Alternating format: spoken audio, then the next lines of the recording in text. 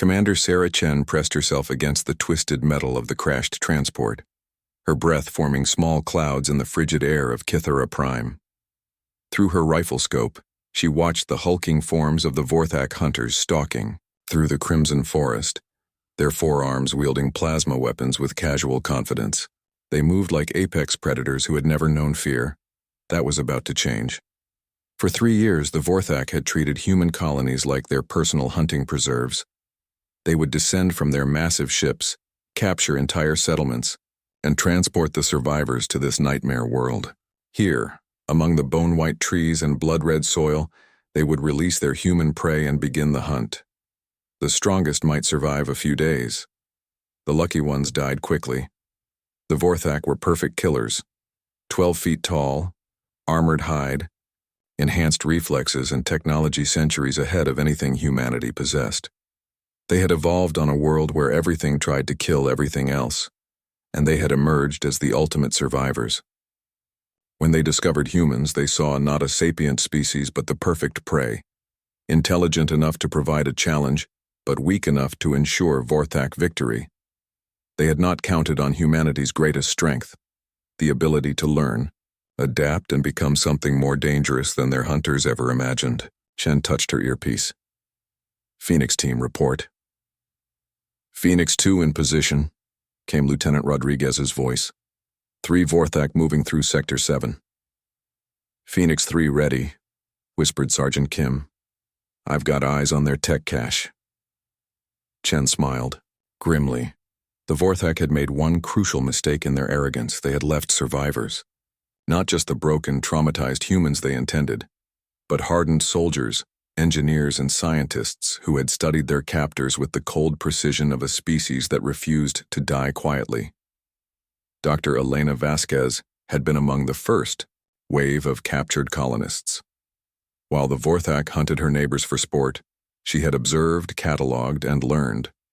When rescue came, she brought intelligence that changed everything: Vorthak physiology, technology, tactics, and most importantly, their weaknesses. The aliens' enhanced reflexes relied on a specific neural cluster at the base of their skull. Their armor, while nearly impenetrable to human weapons, had cooling vents that opened when they exerted themselves. Their technology used quantum encryption, but it was vulnerable to a specific electromagnetic frequency that human equipment could generate. But knowledge alone wasn't enough. Humanity needed something more. They found it in the survivors themselves. The humans who had endured the hunts returned changed. The trauma had burned away everything except an iron core of determination. These weren't soldiers seeking glory or revenge. They were predators who had evolved in the crucible of Kythera Prime. The Vorthak had created their own worst nightmare: humans who thought like hunters. Chen signaled her team. They moved through the alien forest with a silence that would have impressed their former captors. Each step was calculated, each breath controlled. They had learned patience from months of hiding, precision from watching their friends die, and lethality from humanity's darkest impulses. The first Vorthak never saw the plasma bolt that dropped him. Chen's modified rifle, enhanced with salvaged alien technology, burned through his armor's cooling vent with surgical precision. The hunter became prey in the span of a heartbeat. His companions roared in confusion and rage, their thermal vision scanning for threats. They found only empty forest and the slowly cooling corpse of their pack leader. These humans were different from their usual prey. They weren't running. Rodriguez struck next, his explosive charges turning a massive tree into a rain of splinters and shrapnel. The Vorthak's armor deflected most of the debris, but the electromagnetic pulse hidden within the blast scrambled their targeting systems. For crucial seconds, they were blind. Kim emerged from the undergrowth like humanity's answer to their nightmares. Her blade, forged from salvaged Vorthak weapons, found the neural cluster at the base of a hunter's skull with anatomical precision. The alien toppled without a sound.